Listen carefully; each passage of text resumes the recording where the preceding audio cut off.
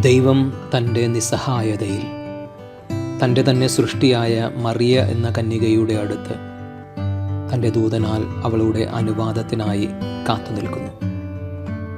അവളുടെ സഹായ വാഗ്ദാനം അവളെ പരിശുദ്ധ മറിയമാക്കി.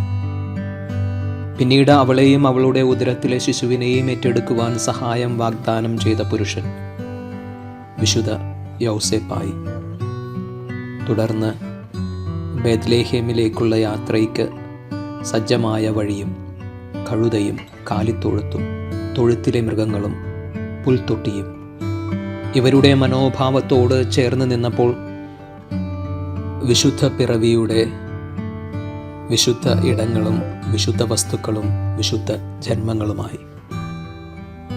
തന്നോട് ആവശ്യപ്പെടാതെ പോലും മറ്റുള്ളവരുടെ ആവശ്യങ്ങളിൽ സഹായമായപ്പോൾ ബിഷപ്പ് നിക്ളൗസ്, വിശുദ്ധ നിക്ളൗസും ക്രിസ്തുവിൻ്റെ പുതിയ മുഖവുമായി.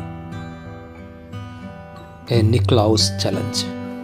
ഈ ചെറുജീവിതത്തിൽ ചെയ്ത ഒരു നല്ല പ്രവൃത്തിയെ ഓർത്തെടുക്കാം, അല്ലെങ്കിൽ സ്വീകരിച്ച നന്മയുടെ അനുഭവങ്ങൾക്ക് നന്ദിയേകാം.